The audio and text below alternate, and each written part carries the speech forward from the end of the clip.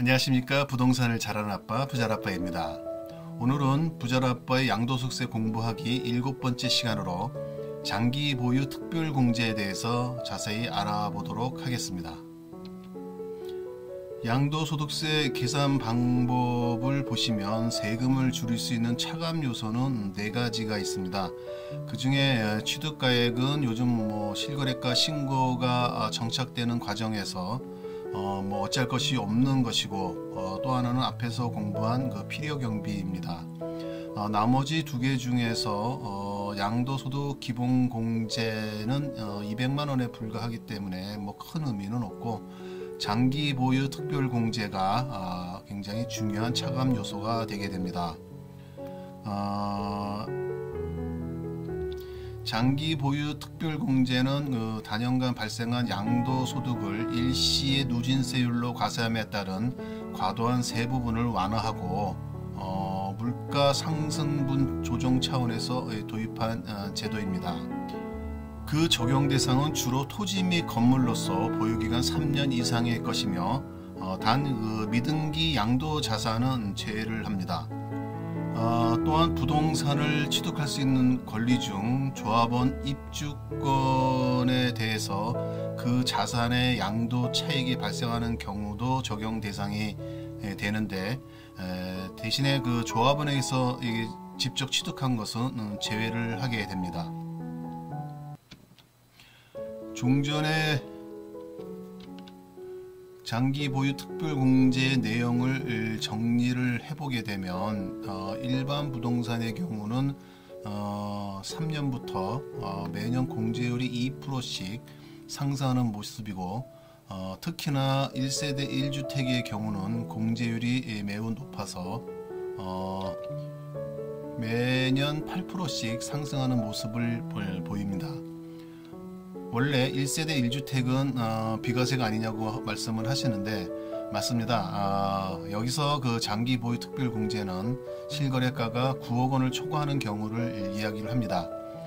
즉 가격이 9억 원이 초과하는 주택이라도 1세대 1주택이면 실제 주거용인이 장기 보유하면 배려를 해준다는 그러한 의미가 됩니다.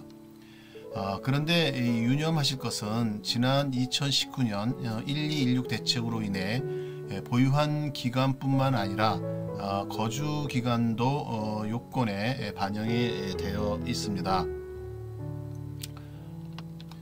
과거에 연 단위로 단순히 8%씩 상승하던 공제율을 보유 기간에 따라서 연 4%씩, 그 다음에 거주 기간에 따라서 연 4%씩 이렇게 섞여서 복합적으로 적용하는 형식으로 변경이 되었습니다. 그리고 3년 이상 보유한 토지와 건물에 양도를 할지라도 미등기 양도자산, 조정지역 내 1세대 2주택과 1세대 3주택 이상은 장기 보유 특별공제가 배제되니까 이 또한 염두에 두셔야 합니다. 이러한 2019년 1216 대책으로 변경된 장기 보유 특별공제는 2021년, 즉 올해 1월 1일부터 적용되는 그 양도분부터 영향을 주게 됩니다.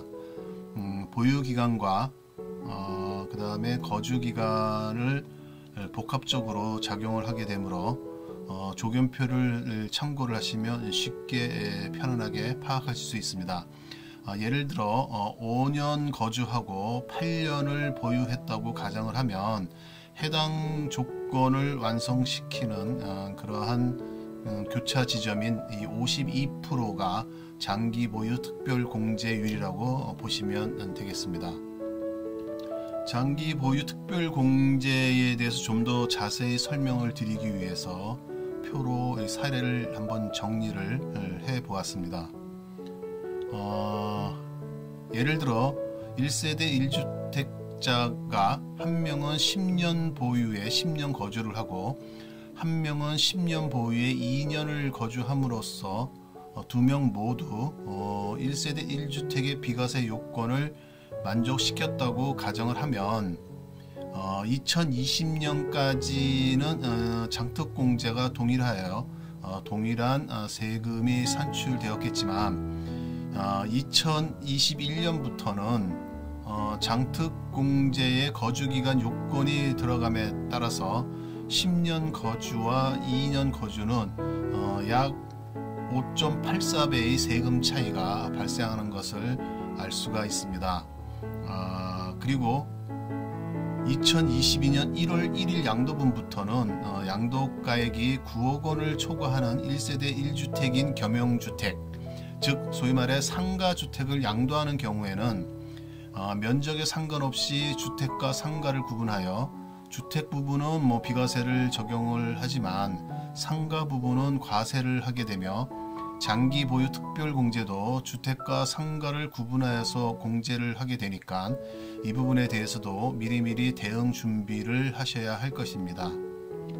이 페이지에서는 장기 임대주택에 대한 장기 보유 특별공제 특례에 대해서 한번 이야기를 하도록 하겠습니다. 종전까지는 민간 임대주택에 관한 특별법에 의하면 의무 임대기간 4년의 단기 임대주택과 의무 임대기간 8년의 장기 일반 민간 임대주택의 경우 요구되는 조건을 충족시키면 임대소득세 감면 외에 양도소득세 계산 시 표에서 보시는 장기 보유 특별공제를 특례로 적용하고 있었습니다. 보시면 참 어마어마한 혜택입니다. 그런데 이것이 2020년 710 대책으로 브레이크가 걸렸습니다. 일단 단기 임대는 폐지가 되었고 장기 임대는 유지는 되지만 의무 기간을 8년에서 10년으로 연장을 시켰습니다. 또한 아파트에 관한 장기 일반 민간 임대주택은 폐지가 되었고요. 그래서 더 이상 등록을 할 수가 없습니다.